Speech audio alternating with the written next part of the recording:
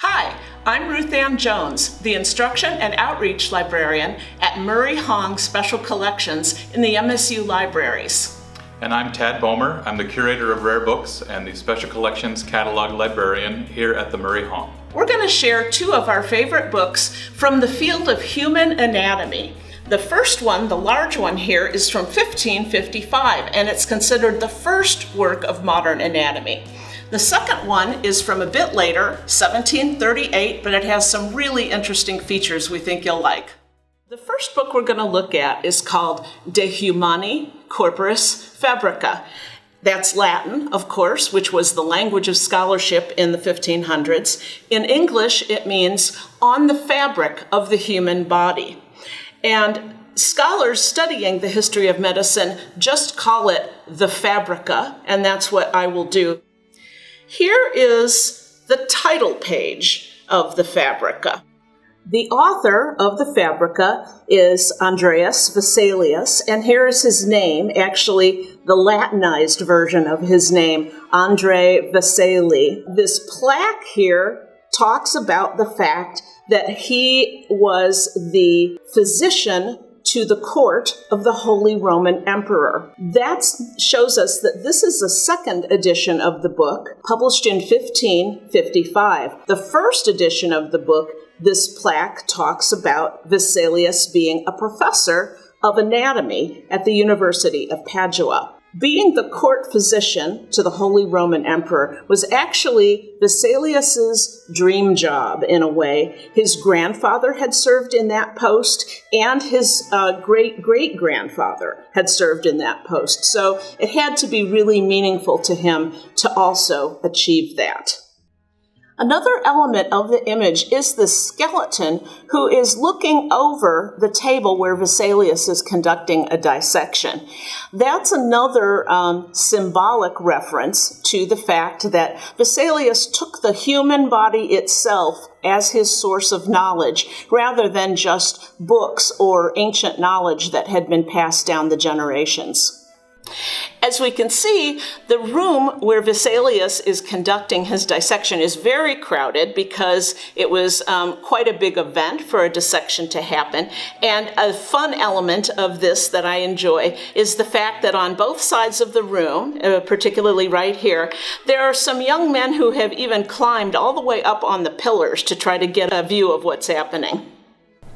So here we have the first of three illustrations of the whole human skeleton. And of course, there are also close-ups of different parts of the body. The first illustration has the skeleton facing the viewer. The next two are here. The third one has the skeleton facing away from the viewer. And the one in the middle has the skeleton from the side. This middle illustration has become very famous, not just as an illustration of a skeleton, but because of its poetic meaning, or at least the poetic suggestions that it has. The skeleton seems to be meditating on a human skull that is resting in front of it on this plinth or stand. And so the idea of a skeleton, the symbol of death, meditating on a human skull, has inspired many poets to reference this particular image. Also, in this image, we have a carving down here at the bottom of the plinth. It reads, Vivitur ingenio caetera mortis erunt. Of course, that's Latin. It's been translated as genius lives on, all else is mortal, which kind of gives us the idea that Vesalius did consider himself to be a genius. Here we have one of the illustrations of the nervous system that Vesalius prepared for the Fabrica. Vesalius did very detailed maps of all the body's systems, just like this one. The veins and arteries, the bones, which we've seen, the muscles, and the digestive system, in addition to the nervous system that we have here. And except for digestion, all those body systems extend all the way to the ends of the fingers and toes. And Vesalius mapped out every inch in his illustrations. This is significant because the other anatomists of the same era as Vesalius, the other people who did dissections, only focused on what they considered the three great cavities of the body, which were the lower abdomen, the chest, and the brain. They really didn't pay any attention to the muscles of the arms and legs, or certainly the details of all the fine, tiny little veins and arteries and capillaries, the tiny muscles and nerves in the hands and feet.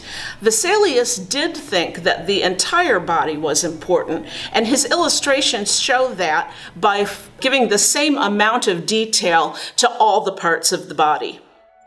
So, underscoring the importance of the extremities as a focus for the knowledge of anatomy, Vesalius had another portrait of himself, more of a close-up portrait, done. And in this image, he is, again, doing a dissection, but this time it is the hand and the wrist and forearm. And so, again, saying how important these parts of the body are for human life. Here we have a very exciting, fairly new acquisition just within the last year or so. It's called the Survey of the Microcosme. It's an anatomical work from 1738. So let's delve inside. Turn to the title page. The microcosm they're referring to here is, of course, the human body versus the macrocosm of the universe, juxtaposing one against the other. Or the anatomy of the bodies of man and woman. It says here it's the third edition, published at London, 1738, printed for a guy named Daniel Midwinter. Now the author here is listed as Michael Spar of Tyrol and Remelinus. This is actually rather a complicated authorship, but modern bibliographers and scholars have determined that the text itself was written by a German named Johann Remelin, who lived from 1583 to 1632. We have purchased this book from a book dealer in Detroit. What is very exciting about it, though, is that it is an unknown edition. So far, no one else has registered having a copy of it, so we are the only institution so far that we know of to have this particular edition. Now, what sets this book apart as an anatomical teaching tool is its illustrations. What we have here are lift the flap illustrations. So this is almost like paper dissection. You don't need a cadaver to learn about how the body is put together. So this would appeal to students of medicine, but also to lay people who might, the idea of learning about anatomy and learning about the human body might appeal to them, and they could study it from, the privacy of their library. They wouldn't have to acquire a body to do so. Now the plates are from an earlier edition, and the text has been printed brand new. So we have the flaps illustrating different parts of the body, and then the corresponding text so we can understand what we're looking at. So let's see what happens when we pull back some of these flaps. We see levels of musculature, there's a skeletal system, circulatory system, the nerves perhaps, the organs. The flaps almost never end. It's kind of fun to keep digging deeper and deeper. All the vertebrae numbered here, very intricate detail. These would all have been engraved on metal plates and then printed and assembled into this book.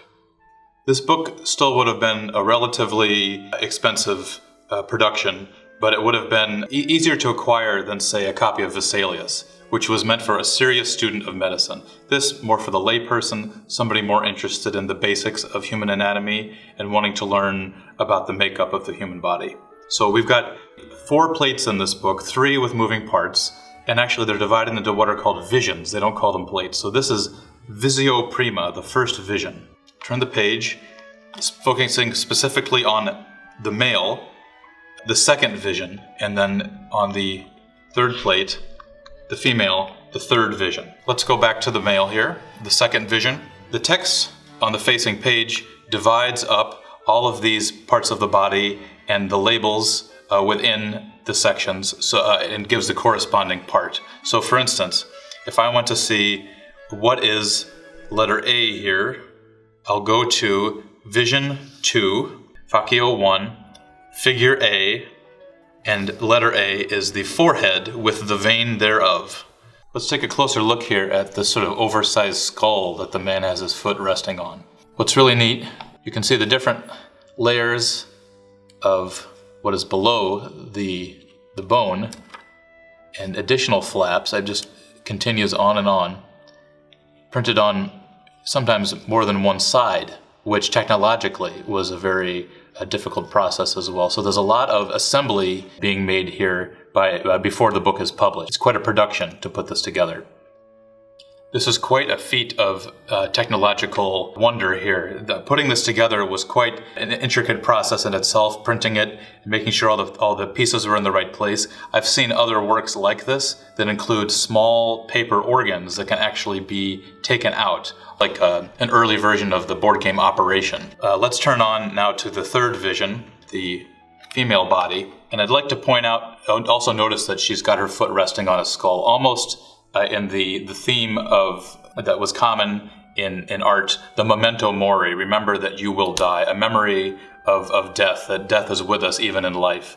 And that is almost riffed on here in this inscription below this cloud of smoke that is covering her genitalia here. There's kind of a garbled Latin inscription here, but basically what it's saying is, just like the phoenix, while it is burning, still lives, so does man when he is fire and ash, does he still live on? And there are many interpretations of this, but one of them could be that even a dead body can speak to us if we know how to read it, know how to interpret it, know how to dissect it, and understand what lies beneath.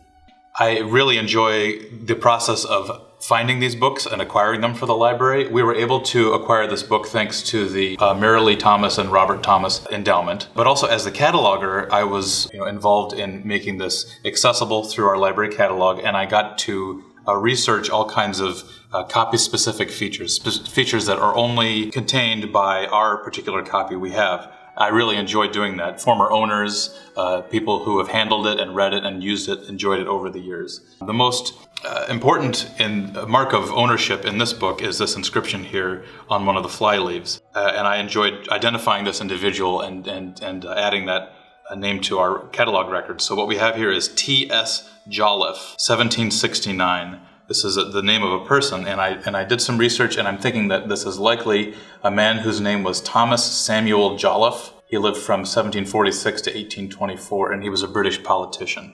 He would have acquired this book when he was 22 or 23, so a young man teaching himself the scholarly pursuits of a gentleman of the period. We hope you enjoyed this look at a couple of interesting books on the history of medicine from the Special Collections Library. And join us soon for another video looking at some of the highlights of our collection. Now that you've seen these books on screen, would you like to see them in person too? Everyone is welcome to come to Special Collections. Our reading room is in the main library, and you too can sit down and look at each of these amazing books.